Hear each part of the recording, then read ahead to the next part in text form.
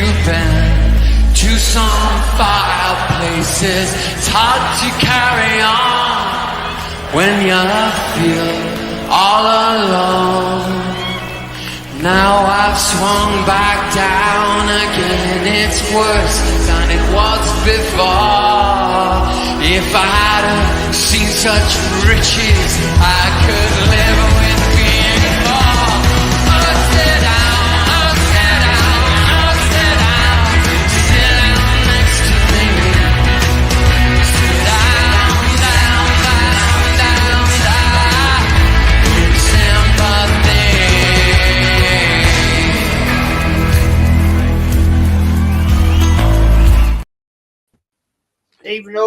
Evening. Here we go. Real football is back at last at the weekend. Sorry, international football. I tried again, Kenny. I tried it again. It's just not for me. I'm not going to get into it because I'll just go on forever. But Danny, mate, welcome. Become a YouTube member. Thank you, mate, for that. So we're going to go through some of the fixtures at the weekend and talk about some other information that's out there. We've got tonight, second time on the channel. It's going to be entertaining to hear about Chelsea. I want to get your opinion, man, Wolfgang. I want to get your opinion. The Yeti will be joining us shortly. His food is arrived late. So there we go. Kenny Ken, how you doing, man? All good. Like I said, it's work. I just can't believe what's going on with Brazil and the South American Championships. They've lost basically 3 games in a row. You know what I mean? So they're just hanging on to qualification, but there's still a lot of football you played. Obviously, international games were nothing to write home about. And obviously we got the Everton being dot points, and like the alleged charges against Chelsea and Man City, and other football fans are under the impression that only them 3 clubs that we've just mentioned are the only ones at it. If any football fan thinks the Premiership and Premier League is clean, then they must be watching Balamori or some children's program, because we got one of the most corrupt leagues in world football, if not the most corrupt. Yeah, absolutely. I totally agree with you. I mean, it's been going on for bloody years. We can go back probably. I mean, we know certainly the George Graham era. We can probably go back before that, to be fair. But it is what it is. We're going to talk about that. But very quickly, before we get into the main focus of this tonight. I watched last night Argentina-Brazil. The standard of refereeing, and that's just something I want to talk about. The standard of refereeing in world football is so low. And I've never seen a Brazil, and I'm going to come to you, Wolfgang. You probably didn't watch the game, but the standard of refereeing is so appalling now. And that was a disgrace last night. And Brazil, man, what's happened to that? Probably one of the greatest football international teams ever. They are in such a bloody demise. Seriously. Just give me a brief breakdown, mate, of what you think. If you didn't watch the game, it doesn't matter. Just give me a view of what you think's happening with Brazil. Well, in terms of the football team itself, it's the first home defeat, I believe, at the Maracanã for the Brazilians. That would be hard to swallow. The crowd trouble wouldn't have helped. No. As well. I want to give that a brief mention because it was even the players of Argentina tried to calm it down. But yeah, there's the state of football generally in terms of officiating. Sports generally, really, Jez. It goes much wider than just football. Officiating has just gone downhill completely everywhere. If you boxing, MMA, pick an example. Yeah. But, it's very poor. We've seen it for quite a few years in the Premier League. Kenny, you watch a lot more international football than I do, in fairness. I thought I'd watch that game because I thought, well, Argentina-Brazil, it's going to be a big game. Sexy football, but it was not great. And Brazil, be honest, were bloody awful. And the fact that what it all kicked off with the fans and the police and the players, Messi and Emi Martinez were trying to like stop it and all this. That is how low it's dropped, Kenny. It's very, very poor. And the officiating, Kenny, is shocking, in my opinion. Yeah. Yeah, well, yes, like I said, I woke up to that result, and I'm to be honest, you shouldn't really be in shock in terms of like I think what's happened is us football fans we've been brought up on one of the reasons we like watching Brazil and South American football because we're fed up with watching the kind of football we're watching in Europe, which was so organised defensively. There wasn't as much flair. So watching Brazil play and watching Brazil Argentina was an escape. But the thing is, there's so many Brazilian players playing in Europe, and European, a lot of Brazilian, football and the national team, they play like Europeans now. Everything's organised. There's no flair.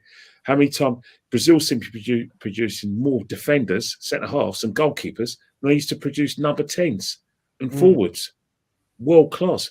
You think of Brazil all those years ago, Tostão, Pelé, Revellino, Zico, Alamão, Careca, Romario, Ronaldo, Bebeto.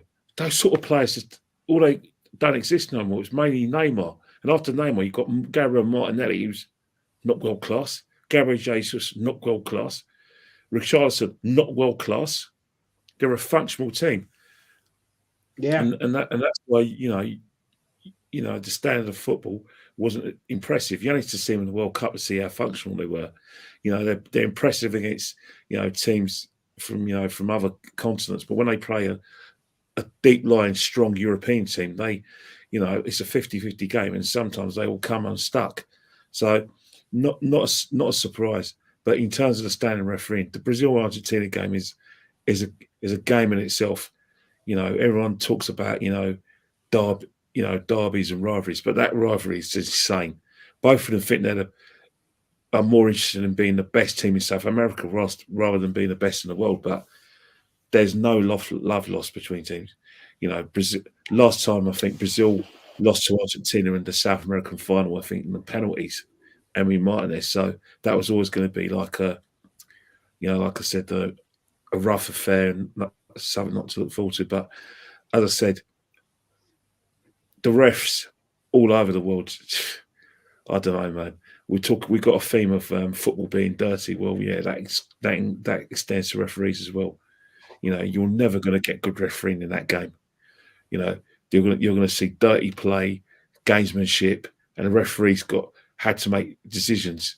In order to like I said, bring some order. There was always going to be a selling off in that match. Always going to be because it's that kind of game. Yeah, I mean it's a sad indictment on world football, I'm afraid. But yeah, okay. Let's move on. I want to talk about some of the fixtures, and we've got Wolfgang here. We're going to talk about your fixture at the weekend. You're away at Newcastle. Not easy game, mate. Not easy. Newcastle Chelsea on Saturday, 3:00. Yeah, mate. I mean, we got caught out. Was it? I'm not going to get into that. Was it a goal? Wasn't it a goal? I mean, there's so many questions you can talk about that. We've talked about it, so we're not going to go there again. Let's be fair. Newcastle, Chelsea, mate. How are you seeing it going? Well, Newcastle are wounded at the moment, aren't they? They've got suspensions and injuries. As far as I know, when we played them, they're missing Isaac and they're missing Tonali. And we're slowly getting our players back. So I think we've got a good chance of at least maybe drawing. If we can actually fully turn up and play properly, I reckon we can beat them. Because they were looking a bit jaded against Dortmund before the international break. They were looking a bit rocked. Maybe things were starting to catch up on them a bit. Maybe we can exploit that. But we need to just keep the ship steady right now. Because against the bigger teams, we do all right. But it's the littler teams where we're not so great. So if we can keep a steady ship and we can get a result at Newcastle. Yeah, I mean, I said last season, I think Kenny also said it, we predicted that Newcastle were going to be a difficult opponent. I mean, they haven't invested massively, but they have built up a decent squad, and they're tricky at home. So it's never going to be an easy place to go. Yeah, I mean, Kenny, what do you think, man? Chelsea, Newcastle, Chelsea. It's not going to be easy, is it? No, I think the thing about it is that a lot of people talk about Chelsea and they're improved performances. But the thing about it is that one of the things that's going to hurt Chelsea this season, especially if they're going to get into Europe or European places, they're not keeping clean sheets. And people rave about the Man City game, but let's not forget they conceded 4 goals at Stamford Bridge. Before Spurs, imploded and got too emotional, Spurs were murdering them. Although they did come back in the game, but they were conceding a lot of chances. And then you got Newcastle, who got the money, but FFP is ruining its ugly head in terms that they're not going to be able to do the things that Man City and Chelsea did in terms of like extending their spending, because all of a sudden now the Premier League are now keeping their kind of secret cameras and all the clubs and what they're doing with their spending and everything else. So they're not being able to go on a massive spending sprees like their predecessors, Chelsea and Man City. But in terms of like Newcastle, got big injury to like Ashley, the injury to Barnes. Like he's been bought from Leicester, but he's got an injury, so that would have been a good kind of addition to their squad. He's injured. Obviously, the player that actually has that je ne sais quoi up front, Isak, injury as well. That's not good. And obviously they've got, Botman, he's injured as well. So these are 3 key players they're spine. But you think about it, they're still going to be hard to beat because, Wilson that probably doesn't have the flair of Isak, but he does score goals. They've still got Guimaraes, Anthony Gordon is now playing, showing the form he has shown for Everton. Pope is in really good form as well. And Jamal Lascelles, he's the club captain. He hasn't played for a while, but his performance against Arsenal was exemplary. He was brilliant, absolutely brilliant. And then they got Livramento as well, who's come into the side. Who's like I said, since he's come in for injury, he's been brilliant as well. So it's going to be a really good game. And obviously Chelsea, they've got the guy I call now is Cole Guaguan Palmer. You know what I mean? And he's now the man at the moment, even though he scored 4 goals, all penalties. But he seems to have taken to Chelsea like a gut of water. Sterling's playing well as well, and Gallagher is doing really well. I think the players who still trying to find their feet in midfield is Fernandes and Casado, who have been bought for a lot of money. And I think that's where I think Chelsea may struggle. It's going to be a good game of football, but I think if Newcastle play the way they played against us, i.e. making themselves difficult to beat, being more organised and defending their lives, they can turn that game into a one-chance game. They get the goal. I think Chelsea will be finding very difficult to break down.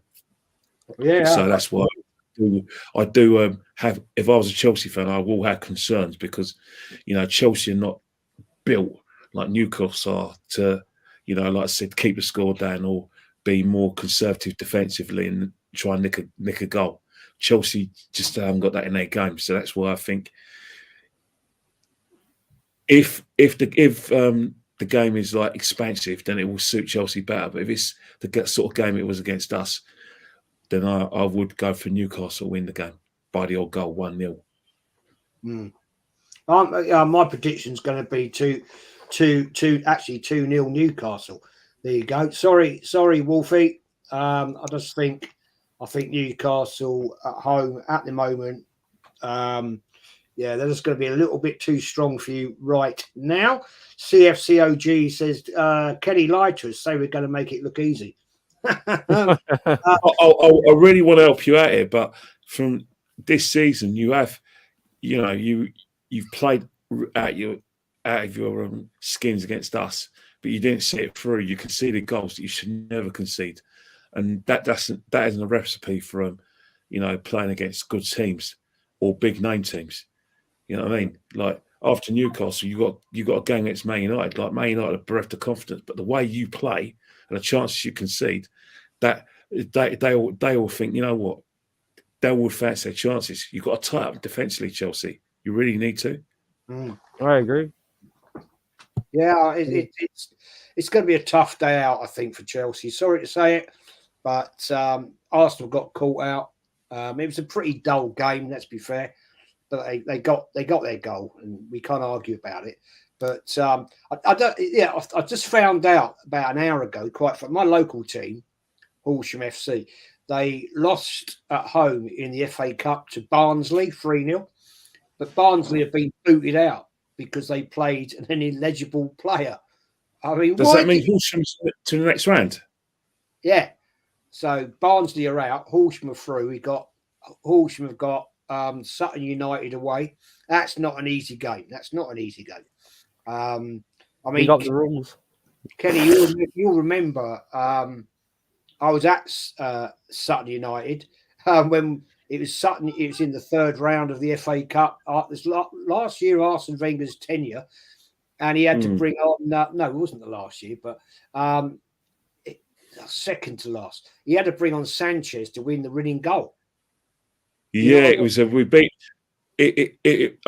I remember Sutton now. It was a game 2017 when it was on. It was for some reason BBC showed it live. Yeah, that's right. A few they caught some players who's like a few banners Wenger app stuff on TV. I don't know how Arsenal fans got tickets, but the funny thing is that a goalkeeper got suspended by the FA because he bet himself on how many pies he could eat at half time. Do you remember that? The reserve goalie. So yeah, that, and then obviously you got Sutton beating Coventry in 1989. 2-1. Yeah, Matt Hanlon running away like he scored a winner in a cup final. Well, it was a cup final, wasn't it, for Sutton United? But yeah, those are the memories over Sutton. Yeah, so controversy. Barnsley kicked out for. I'm not going to talk about this a lot, but why would a club? Well, I don't get clubs do that. They know they're going to get caught out. Why do you play? Why do you do Wolfie? If you're the manager, man, right, and you're going into an FA Cup game, you've got to put your team's sheet in, right, to the FA. So you're going to get caught out. Why bother? Why do it? Well, it's counterproductive, really, because if you play the game and someone gets hurt or injured, there's no reward for that, is there? There's no consolation because you go out anyway, regardless of results. So you're right. It is kind of hard to believe, maybe even to be a better expression for it, because if you've got to post it to the FA, it's not like the FA are not going to notice. So that's mind-boggling, really. I mean, it is what it is. But we'll move on. As the Mama says, away the lads.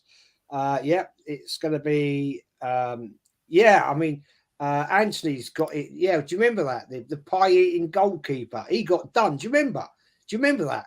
He got done, didn't he? Because he got binned by the club because it was some sort of betting thing or something. Do you remember? That's what I was referring to. The pie-eating goalkeeper. He's just. Yeah. I mean, I'm not she's funny, right? I'm not she's funny. I mean, how he managed to get himself to the bench, he must have begged, borrowed, and stealed off.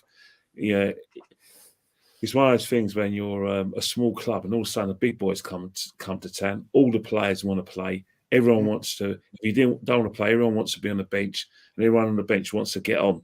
That kind of thing. You know what I mean? Absolutely, totally. We move it on. Right, let's talk. This is a fixture on Sunday. Spurs, Aston Villa. That, I think, is going to be one hell of a game. I think it's a midday kickoff. I'm not sure. No, it's a 2 o'clock kickoff, Jace. 2 o'clock kickoff. 2 o'clock. Yeah. Okay, fair enough. I will be watching that because that'll be interesting. I think it's going to be an interesting game. Wolfie, Spurs Villa.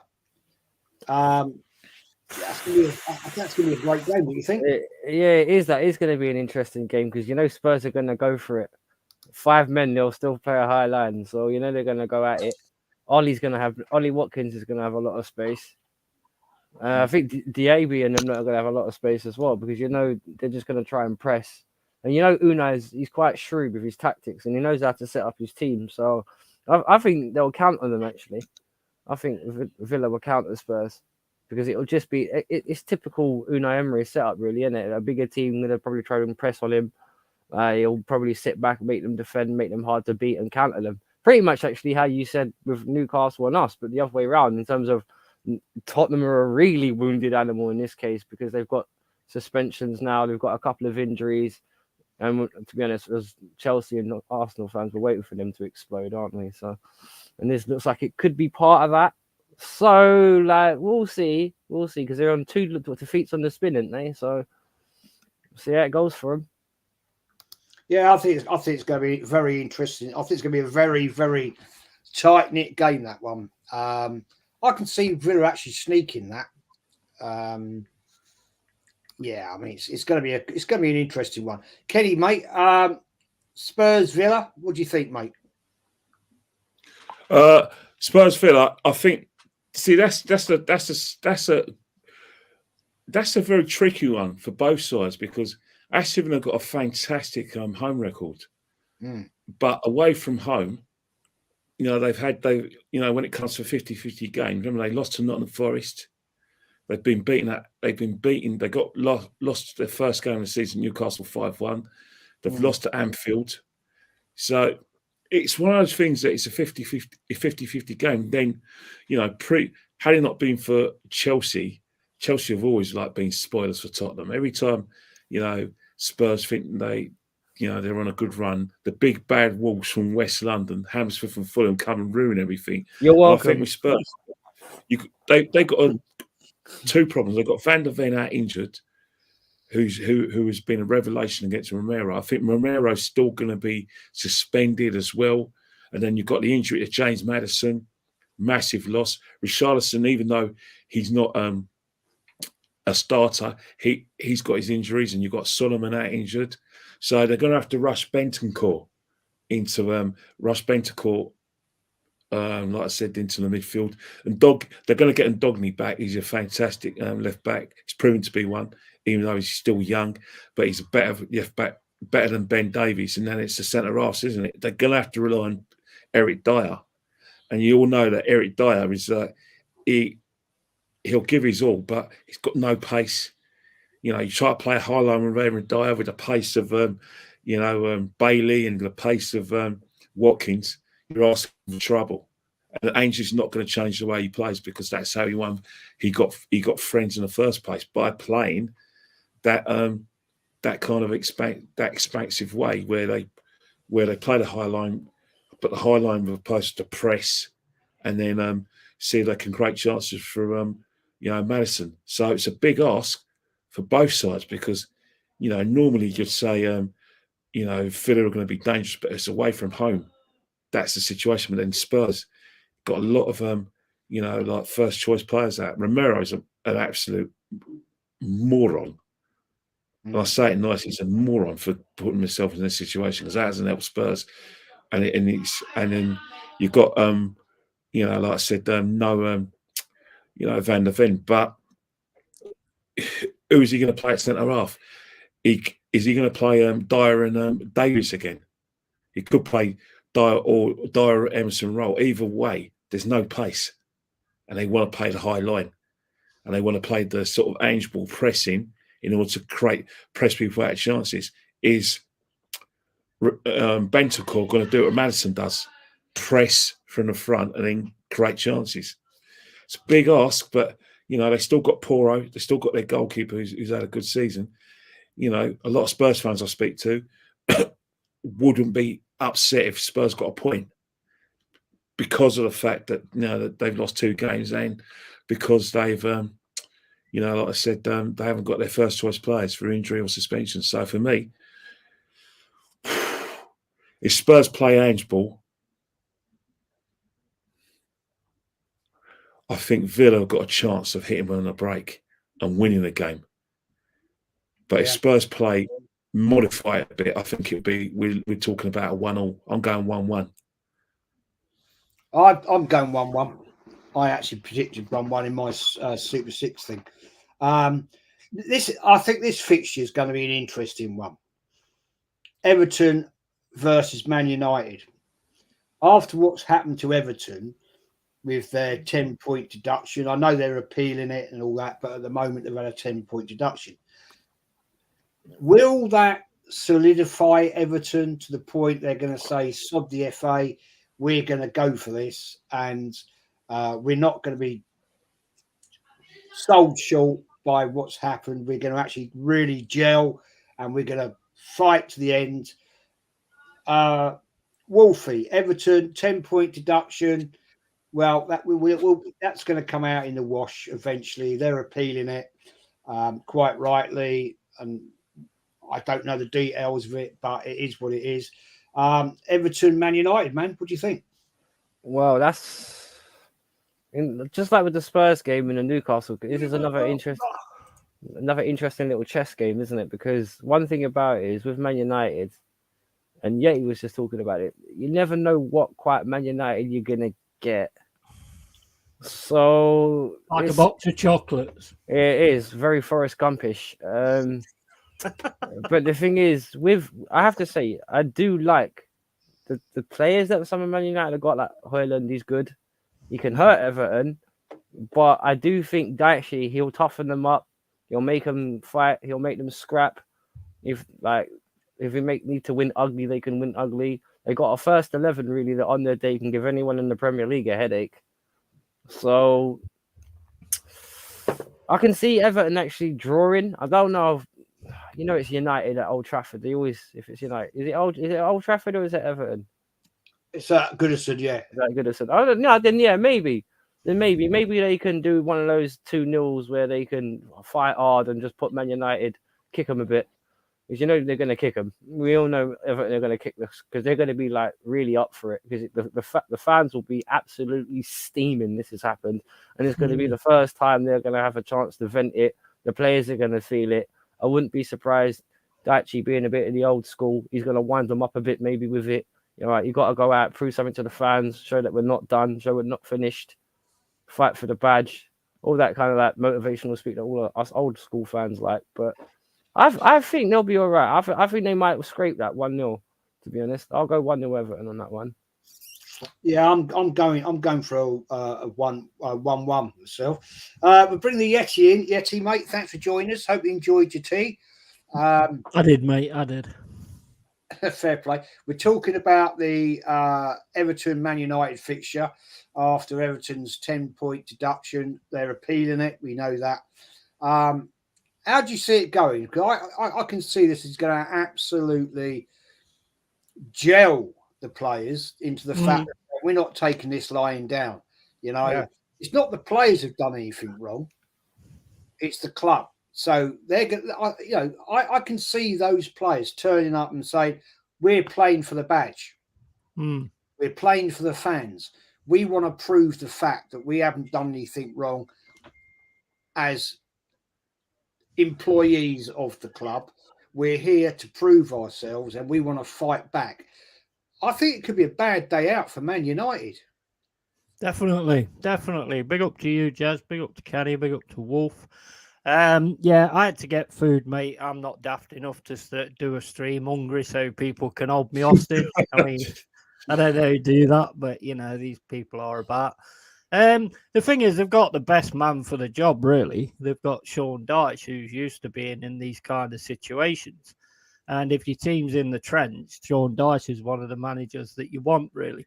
He's going to rally them big style, and he's going to play the old, woe is us, this, that, and the other. Let's go out there, show these fans that this ain't going to affect us, and, make this a bigger achievement than what it could have been before, because we're now going to get out of the relegation zone. And Man United, like Wolf said, like I was saying on my stream a bit ago, you don't know what Man United you're getting, because 1 minute they're there, 1 minute they're not. So I think this is harsh on United to get Everton straight away, to be fair, and at Goodison as well, because all the fans, it's going to be an absolute cauldron in there, absolute cauldron. And Man United's got something really serious to look into. I think Everton's got some good players as well, and I think they've started to play really well. So I think they'll get out. Unfortunately, though, they won't get 3 points next week, but I think they'll get 3 points this week. Because basically they're playing us next week at City Ground. So sorry, Everton, you might have to stay in there for a little bit longer. Start to get that one in there. But I would say, I think it'd be 2-1, to be honest, to Everton. Yeah, I can see that, Kenny. I mean, whether Everton are guilty or not, that's going to come out in the wash at some point next part of the season. They're appealing it. We know that, but I think it's going to be a tough day out for Man United. I really do. Goodison Park, we know, is it's not an easy place to go and play. Arsenal haven't done well there for a few years, where we got away with it. But you know, their fans are pretty tight knit. They're very, very, very loyal. It's going to be an absolute sold out stadium, guaranteed. And I think the fact is the players will be playing for their shirt. I think it's going to be a tough day for Man United, mate. I mean, Man United are up against the wall on this one. And I was going to say, Kenny, are you having some building work done in your? I'm going to say, mate, your flat with the. I've just been. What's happening is that I've been visiting somebody in Pentonville. So, like I said, I thought this is a tribute to him. Oh, Christ. Yeah. This is going to be my logo to Christmas, isn't it? That way, there's too many people trying to break into my front door. You know what I mean? Break into the house, try and nick the silver, because I think they're silver. So I might as well have this brick wall, you know. Next sort of wallpaper, I need to have maybe a Rottweiler or a pit bull terrier. That way, they won't dare come to the house and try and rob it. I think it's a green screen, Kenna. I need to have the sort of green screen the background as Jez has. I need him to sort of send me the picture, I need to find a kicked out your ass and made to sit outside. Yeah, well, we could try that, but in terms of the game itself, you know, I don't think anyone wants to play Everton now. I mean, you want this background, Kenny? I'll send it to you. Yeah, please do. But yeah. Email it to me. So send it by email. Oh yeah, send it to me, and I'll just transfer it to my email. Because it was Warren that actually did it. Warren did it for me, and I'll send it over to you. Okay? Yeah. Anyway, Kenny. Everton, Man United, man. No one's going to want to play Everton, Chase. No one's going to Everton, because I'll tell you one thing. If I was the Premier League, I won't send any of their cameras there. Send the Sky cameras, or by all means, do not put your Premier League flag there, because the Everton fans are going to want to stick it somewhere up, you know, like the Premier League chairman's anatomy, and he doesn't in his mouth. And, you know, don't play the Premier League sort of music coming out, because it's going to go absolutely filthy there. They got every right to be angry, because, as I said on the Lee show on Monday, the Premier League are now trying to convince us that every corrupt activity in the last 50 years, or probably since the Premier League, let's just, you know, not exaggerate, let's just go the last 10 years, it's all down to Everton. Everton, the only team that have been how do I say it, have engaged in illegal activity that contravenes FFP. I mean, I think that's amazing. So once you punish Everton, that means the whole Premiership is clean. They actually want us to believe that. They want us to believe that. They want us to believe it's only Chelsea and Man City who have been basically in the dock for breaches of FFP and illegal payments. They really want us to believe that, and I think that's just extraordinary. I think it's just typical of the Premier League, you know, trying to show that they're acting, you know, how do I say, acting in terms of implicitly or acting as decisively, yet turning a blind eye to every dirty act that goes in the Premiership. As we speak, there's illegal acts going on now, as we speak, and the Premier League know about it, but only Everton are the only ones guilty of it. Extraordinary. But in terms of like the match itself, if I was Man United, I wouldn't have Marcus Rashford anywhere near that game. I wouldn't have him anywhere near. I'll have him on the bench to come off the bench, and I'll just play. I'll pack the midfield. I'll play defence that served them well. Varane, I wouldn't have anywhere near that game because it's going to be like a physical game. Varane's not that main. I'll just basically have. I'll try and get Wan-Bissaka out there at right back, and I'll just play Evans and Maguire because that game that will suit those two. And I'll play left back. I'll probably play Dallo, and I'll just pack the midfield. I'll put in bruises in there. I'll put McTominay has to play, and I'll probably just play Haaland. If they play the way they're playing now, Everton win this comfortably. Easily, comfortably. This is a game where Man United are going to have their backs to the wall. If I was Everton, I'll be going at Man United from the whistle. I'll be. Nana needs to have a good game. Decore, who just for some reason just can't stop scoring, so he's going to have a good game. Calvert-Lewin, I'll be putting cross after cross after cross, to try and patrol Man United. But the thing is, Everton, if they go too emotional, and it's 0-0 with 75 minutes gone, and the players are tired, that's where it could come unstuck for them. So really, if they are going to play the aggressive style that I think they're going to play, need to score early and see the game out. Because if they leave it late, that's what we're more in favour of Man United. But if Man United want to win the game, I'll pack the midfield blatantly and leave out certain players who don't want it. Anthony, you can't have Anthony in that game. You can't have him playing that game. It's a game where you probably would have to play Mason Mount, who is used to be playing those sort of occasions. But if they play Rashford and Anthony and Varane, good luck. Good luck. Absolutely. I think the whole controversy thing I read today about Varane is quite laughable. We move it on. I'm glad the Yeti's here. We're going to talk about this one. Just one more thing, Jazz. Go on. Tarkowski. I think he's going to be a big player against Man United because the power that he puts into these set pieces, and I think the game will pretty much, like Kenny says, if they pull in the midfield and build the midfield up, I think it will come down to set pieces. And Tarkowski against Maguire or Evans, I think Tarkowski's got that little bit more about him when he's in that situation. He's aggressive, he's violent, and he just goes in. Boom.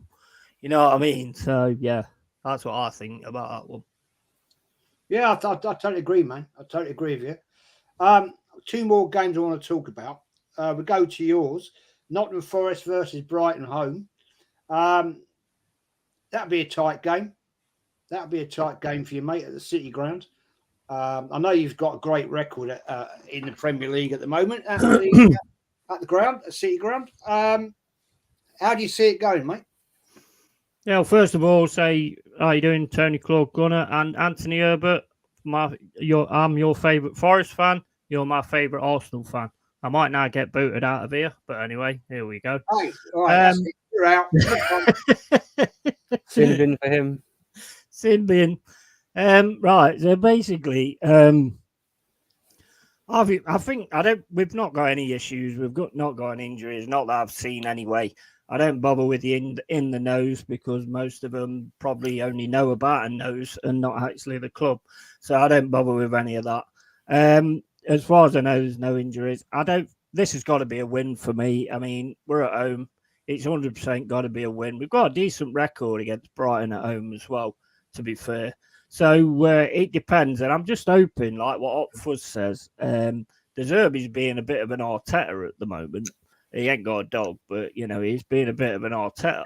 And basically, he's experimenting. And I hope he continues that experimenting at the City Ground, because when you experiment at the City Ground, your test tubes blow up. So, you know, we can see how that one goes. I mean, like I say, we've got a 1 year, got Elanga, got everybody fit as far as I'm aware, apart from Murillo, he's gone, which is a real bad one. Got hamstring, so that's one gone. But we've got Bowley, we've got other players to come in. The only thing is if when we get in the lead, which I think we will, can we contain the lead? Because that has been the problem that we've had against West Ham, against Manchester United, and that's what we've got to work on, actually containing a game when we get in the lead of it. But that fan base behind them and everything, he's just going to, you know, all that seeps through into the players. So I can't see us losing this one, man. 3-1. Okay, yeah, fair enough.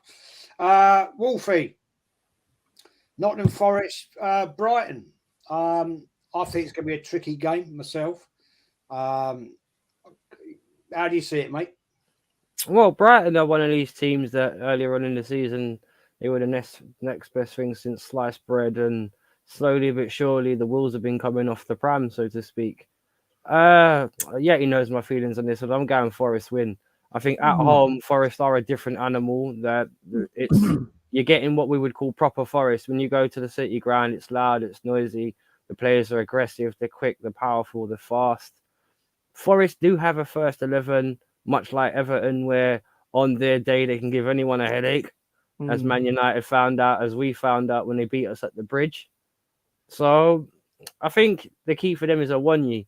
If he can start to get at them and start scoring, because I don't think that Brighton defence is the best. I think they leak quite a lot of goals as well. So I do think Brighton are vulnerable in that respect. And I'm not being funny. Brighton are like a Southampton were a few years ago. They've gone through a process where they've sold about 7 or 8 of their best players, and now I think they're just starting to get found out a bit, and it's going to catch up with them, I think. So I think I'll go Forest win 2-0. Yeah, I okay. like you, Wolf. Okay. Yeah, obviously there's some background discussions going here that between the Yeti and Wolfie that we don't know about. That they're obviously having... Yes, you're just upset because I won't let you have your fry up. Let's face it. Oh yeah, you bucker for that. Kenny, mate. Forest, Brighton. I think I'm going to go against these guys. I think Brighton could nick it. It'll be a good game of football. It'll be a good game of football. Forest, that ground has got to be one of the most intimidating grounds I've ever in the last 2 years. I don't know what it is. The players just respond to that. I mean, the player that seems to enjoy himself at home games is Morgan Gibbs-White. He doesn't score many goals, but he gives his all. And then you've got a Yomi who just calls chances. You know, if you can keep him fit, he's keeping you up. And then you've got other players. You've got Aina, you know, he's coming in their own. You've actually got good players. And you're really, really good at home. The reason why you're good at home is because it's the tempo, the way you play. Yeah. You know, you're always in attack, always getting bodies forward. Brighton are different kettle of fish. Is that on their day, Brighton played beautiful football, and I don't think they've been too affected by this, the players they've let go. I think what's affected Brighton is Europe. You know, having to play in the Europa League, and you know, like Thursday, Sunday, you know, that has affected them a lot more than I thought it would. It hasn't affected Villa, but it's definitely affected Brighton because they're not used to, I suppose, some of their players playing those amount of games. They used to playing one game a week, aren't they? So in terms of maybe fatigue or travelling or just, you know, playing those games, they are more fallible than they were last season. You know, they are making mistakes, conceding goals. And obviously you're right, Wolf, you know, Wolfie, if you lose players like you know, if you keep on selling their better players, you know, Casado's a big miss for him as well. You know, it's gonna take effect. And this is gonna be a really, really hard game. If Forest defend, you know, confidently, I think they win this 2-0. But if it is more an open game, this is going to be a very high scoring game. Could go either way, but this is Forest in it. I'm inclined to say 3-2 Forest. I'm really inclined. That ground, something else. It's so intimidating. I don't think everyone talks about Goodison Park being intimidating, and yeah, but this is a different kettle of fish. This is something else. Loud, very loud. That trench at the City Ground is relentless there, man. Okay, let's move it on. Most important game of the weekend, of course, is Brentford. Chelsea. No, joking, sorry. It's We've Brentford. already talked about Forest. Move on. Kenny, I'm sure you'll be at the Brentford game. I will be at a game. It's actually quite extraordinary that, let's face it, I know a lot of the my manager, we love Arteta types are saying, I'm going to say I'm out of order, but we've been basically average virtually all season, and yet we've only lost once, deservedly, to Newcastle. Don't buy into that garbage about the referee did this and that. We only one shot on target, and that was basically the equivalent of catching practice for David Warner in the World Cup in the deep. That was not, and then there's other games where we flattered to see Tottenham wasn't a great watch. Obviously Chelsea wasn't a great watch as well, but we're there and thereabouts. This is going to be a really hard game because we still haven't got our spine. Thomas Partey's still not fit. We're still not got no Jesus.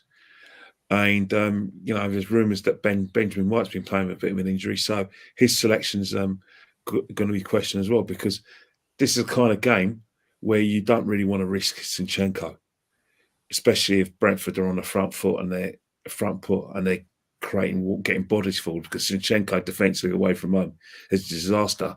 But if we're controlling possession, then it's going to be brilliant. If we had their full team, I expect us to win 2 or 3-0. But without a full team, it's going to be very competitive.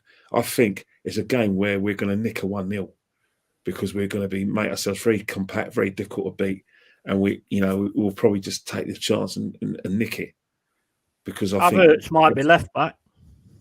Yeah. I forgot as well. Nick's son's playing. The son of Nick is playing. Nick will be happy now because Nick, for one game only, his little boy is going to get a game. Yeah, right. His little boy Aaron is going to get a game. So Nick's going to be ecstatically happy. Bob, didn't he? He can't play. I think what we're going to do in the game is we're going to have an Aaron Ramsdale watch. See what he's like. No doubt, if he has a good game, the friends of Aaron are going to insist that he plays against Lons. No, he plays the next game, against Lons and playing against Wolves. That's the situation. But I don't think his dad's done him any favours. If I was Mick Arteta, I'd be very tempted not even play Aaron. I'll play Hein, because that, I don't care what anyone says, that is pure and utter insubordination. It's insubordination. It's defiance to your manager. That interview from his dad. Yeah. Stuart Robson did that with George Graham. At that end, he ended up West Ham. I just think, well, I'm not. We've talked about that, haven't we? And I don't want to go down that road again. I think Ramsdale will start. I think we have to start him. Should put his dad in goal. Sorry? Should put his dad in goal. He's got a lot to say. Yeah, well, but that's the thing. His dad's got a lot to say. He's got a big gob. Too much gob. I mean, I'm sure deep down inside, Ramsdale's pretty pissed off about that. Anyway, we move it on. Wolfie, Brentford Arsenal, mate. It's that's an important game for the Arsenal. It is. It's a big game as well, because if you guys can win, it keeps you guys right in the title race, doesn't it? So, but the thing is, Brentford are one of those teams, they can be very, very, very sticky, because they've been doing quite well and they haven't had their best player, and that's because of their manager. I do think Thomas Frank is one of the better managers in the Premier League. He's one of those guys, like, he can come out with a plan. And it depends, because I'm not being funny. Like with Brentford, it could be similar to the Newcastle game in the terms of they try and scrap it out with you instead of play it against you. If you know what I mean, they try and make it a scrappy game, broken up. Players falling over, kicking players. That kind of game. So if Arsenal, if Arsenal can score first, they might be able to like, maybe win 1 or 2-0. But I'm feeling more a draw in this one. I'm not gonna lie, because Brentford, they're good. They are good. They are pretty good. And I'm not being funny with okay, and this is the only reason why I have doubt. Arteta's midfield selection recently is not inspiring. Because I've seen over the last couple of weeks, I've seen Jorginho, Rice, and Havertz start. And I'm not being funny. If that trio starts again against Brentford, they'll eat Jorginho for lunch. So, yeah, I'm going to have to go a draw, maybe 1-1. I'll give it a 1-1 draw. Yeah. Okay. Yeti, man. Biggest game of the weekend. Brentford Arsenal all day long. You know, every other game pales into insignificance. Let's be honest. It's the game. I'm not interested in any other game at all, mate. Give us your breakdown. Man, of the Brentford. Well, yeah, I'm not interested in this either. But you know, I mean, Brentford for me tend to have your number. They have had your number for a bit. Also, I would also look at the fact that Brentford lost against Liverpool, and Brentford tend to bounce back when they get a hit. You know what I mean? So that's going to be interesting as well. The only difference is going to be is you guys don't go the gung ho style that you did when they actually was beating you. So basically, if you go conservative, that means Brentford's got to kind of come out, and they're at home. So then you could hit them on the break or something like that. You're going to have Havertz at left back because he's amazing left back now apparently because he was for Germany. So you're all good there. But I don't know. I mean, I think it's going to be I think it's going to be 2-1 Brentford because Mbeumo on his day can be unplayable. He's absolute class. Wissa's like sort of dropped a little bit, but I think they might actually pull it back here. And I think you might, because I think it might hold City back. Although that thing that's going on with City is getting ever closer. So, you know, I mean, I had a question actually. I say 2-1 for that game, but question to you guys, right? If City got dot points, yeah, and you won the league, would you be happy with that? Say that again. I missed it, man. Sorry. Would you be happy to win the league if it was by City getting dot points? No, not for me. No. Yeah. No. That's I want the best City. I want the best team. I want to Arsenal win it the best. Yeah. You want to prove you're the best, not by default.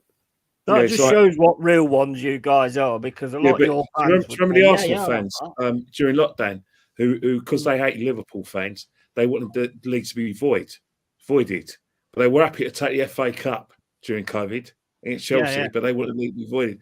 I mean, we got some right weirdos in the Arsenal fan base who just played to the gallery, and in order to boost their profile rather than actually talk about football itself. You know, you can tell the football fans from the fans that play the gallery. Real football fans wouldn't be laughing their nuts off at what's the prospect of Man City and Chelsea being dot points. They would think, well, hang on here, who's next? That's what I'm thinking. Who's next? At the end of the day, I believe you win it on the pitch. Simple as. You know, trying to be outraged by what goes on in other clubs is just. It's just basically saying, look at me. Please follow me. Please like me on Twitter. I'm talking. I speak for all Arsenal fans. No, you don't. No, exactly. Another thing to take into account as well is it's all right looking at what's happened to City and Chelsea and Everton, but we're all going to be under the magnifying glass. Yeah, we've got you. They're going to be on it big style now. Sorry, gents. I have to split. So everyone have a good stream. Do me a favor, Yeti. Can you big up my channel at the end of the stream for me, please, bro? Because I got to split. But... Shout it out now, man. Shout it out yourself. All right. Okay. Wolfgang Division. Oh, you mean Wolf? Go on, shout it out, man. Yeah, Wolfing Division. You can catch me on YouTube. I've got a couple of videos coming out later on. Have a look. Thank you to Jez for having me on. I did say I had to stream a bit, but hopefully I can come back again soon. Everyone, take care. Thank you very much. Stay Take safe. it easy, man. Take care, bro. Nice to see you, Carry on. Wolfie. See you later, mate. Take Yeah, care. mate. Thanks for Take coming it easy, on. man. No, Right, but- before we round it up, Kenny, Mm. Jurian Timber is back in training, man. I just hope he's not rushed back. No, he won't. He won't be rushed back. He won't be Good. rushed back. But you've got a very pertinent point because there's probably a school of thought that maybe you can say it with confidence that we probably rushed back Jesus because you think about it. We thought it was going to be a really long-term injury. He was we kind of how to say it, accelerated his return to the side in time for the running. He's played the running. We didn't win the league, and then he's pulled up again. You know what I mean? With other injuries. So sometimes you are right. If a player as important as that as we think Timber's going to be, leave him out for the whole season. I know it's tempting to play him, but the way he plays, the explosive way he runs, or explosive way that he defends, and he lends himself he gets into midfield positions. You need to be fully fit, injury free. And with knee injuries, you can't rush them back. Doesn't matter what the player wants. He's going to be knocking on the door and saying, "I want to join training. I feel better," but he needs healing. Full season healing. If it's as serious as we think it is, the whole 9 months, he should be out. Well, the thing is, that sort of injury, we know that how it can actually affect a player, and leave scars on that ACL, and you never heal from it. We've seen it before. Gascoigne did it. I forget the Arsenal player that did it. Not so. Shearer had his ACL, didn't he? Yeah, ACL. Exactly. He's had 2 big injuries. Yeah. And it's a sort of thing that can ruin a player's career. But we'll see what happens at the Arsenal. Kenny, and I'm going to come to the Yeti on this one. Havertz left back. Is this the position for him? Or is that just keeping him out of harm's way? I don't know, man. I think that was Nagelsmann just trying to be creative and clever. I don't think it did Havertz or Germany ever. Oh, so I forgot he scored a goal and gave away a penalty. So because in that 3-2 win against I don't know, it was more of a home game for Turkey than it was Germany, wasn't it? Yeah, I mean it's a joke, wasn't it? Really? I think there's probably more Turks in Germany than there are in Turkey. But yeah, Havertz for me, his best position is probably like false number 9. Where he can hold the ball up and can get in positions.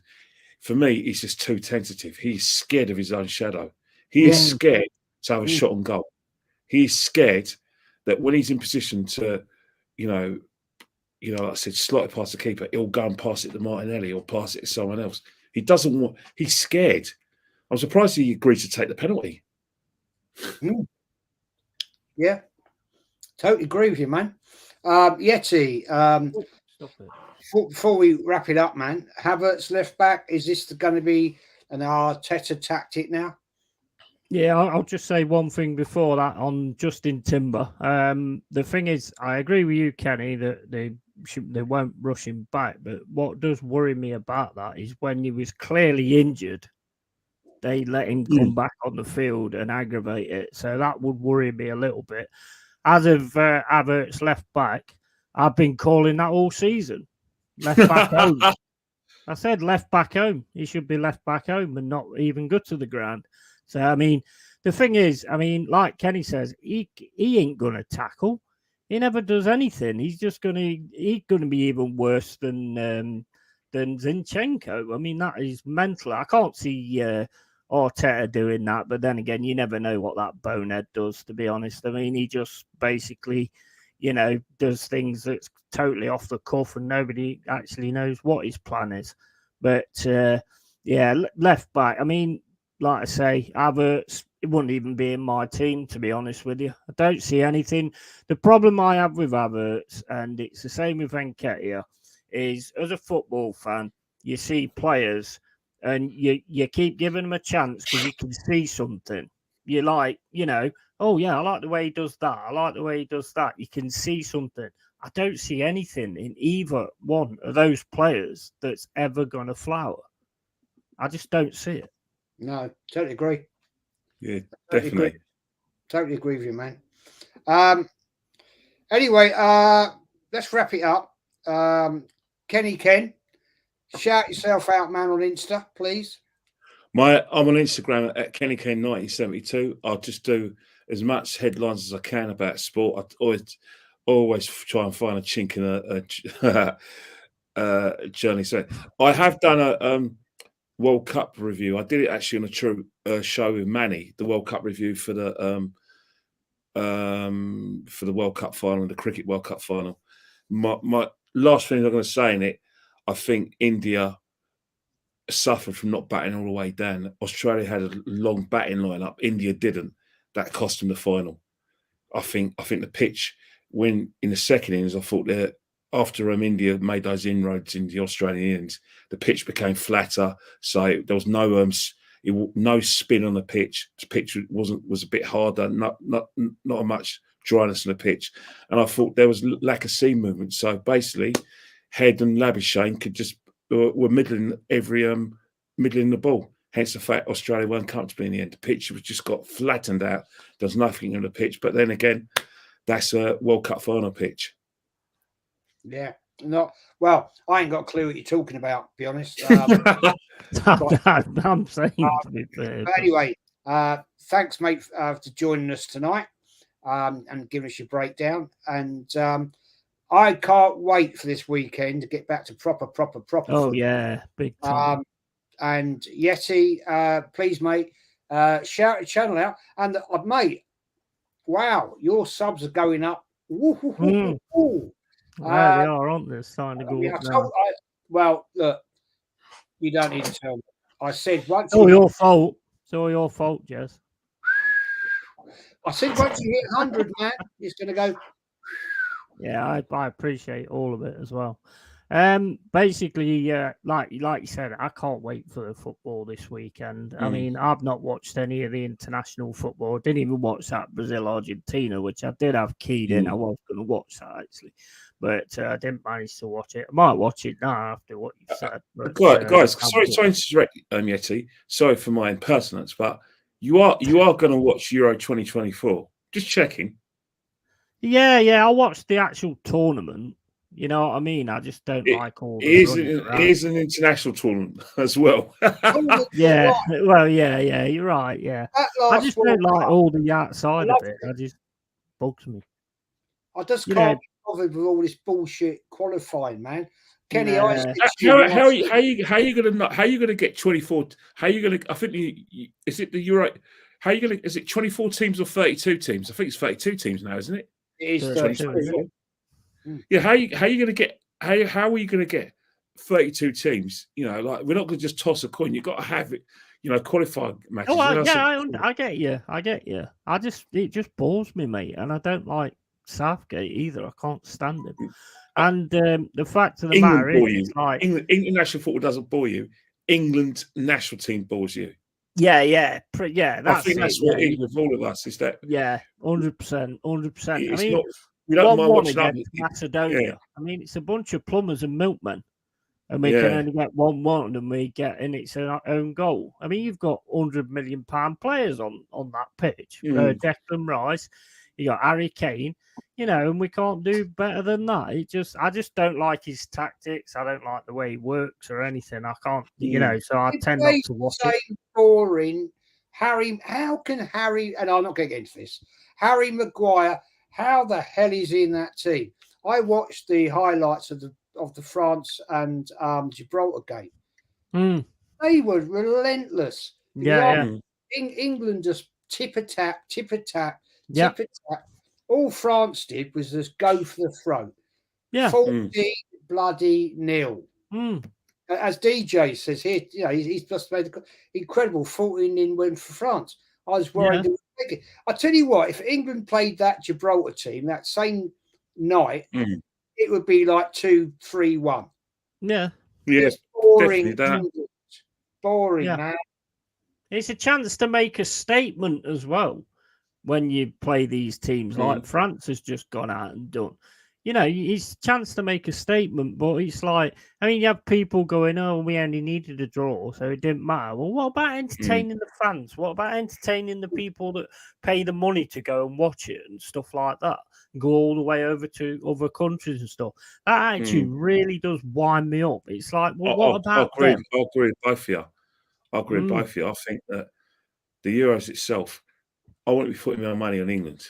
You know, No, every I year I wouldn't. say Spain, but I think it's if France, you know, if France don't implode like they did in the Euro 2020 in losing on penalties to Switzerland, I think it's highly likely.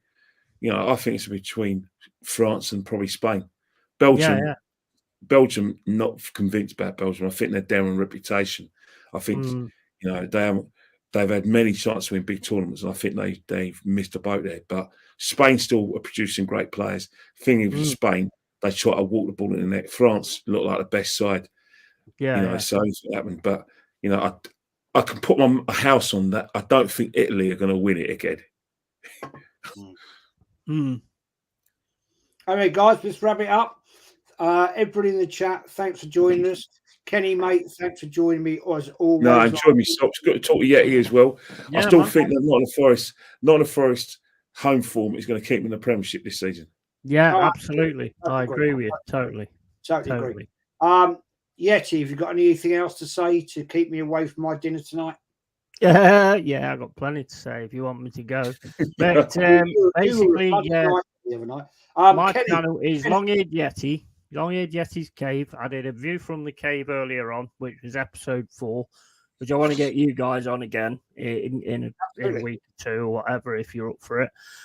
Just chatting about the games and things like that, doing gaming and things like that. And, come along, subscribe, starting to build now. Got watch along coming at the weekend, which is, they're awesome, the watch alongs. Jez might be on it as well with me at the weekend, which will be absolutely awesome.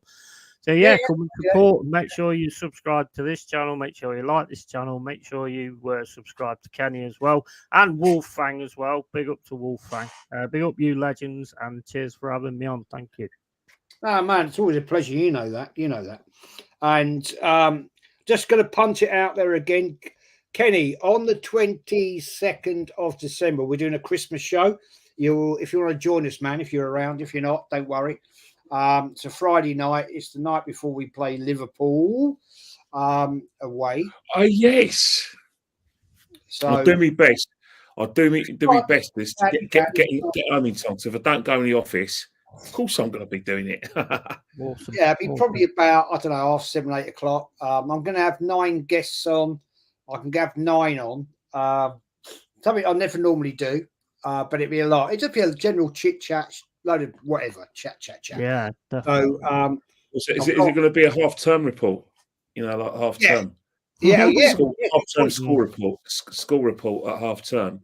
Yeah, good point, man. Give out GCSE grades or A-level grades. Well, actually, they don't give A's and B's no more. They give you for GCSE. They give you numbers.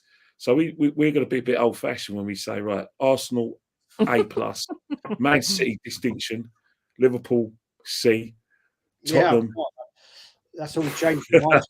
That's all big. Yeah. Christ. Yeah. That's all. I'm. Well, I can't. Yeah, it's long. Wow. How long was it? I took my O level. Time has flown. Time has flown, Jez. Time has flown. Mm. It was only like half an hour ago. It was the May the 28th. Nottingham Forest were coming back from a game against Crystal Palace. We'll beat Wolves 5-0. Man City will lose at Brentford. So time really does fly. Yep. Too quick, man, for me. Anyway, guys, we're going to wrap it up. I can't wait for the football at the weekend. Thanks everybody for watching. Just one more thing, Jess. Oh, here we go. Bye. Cheers. Thanks for that, Yeti. Thanks for me. I'll do the outro and we're out of here. And enjoy your evening, everybody.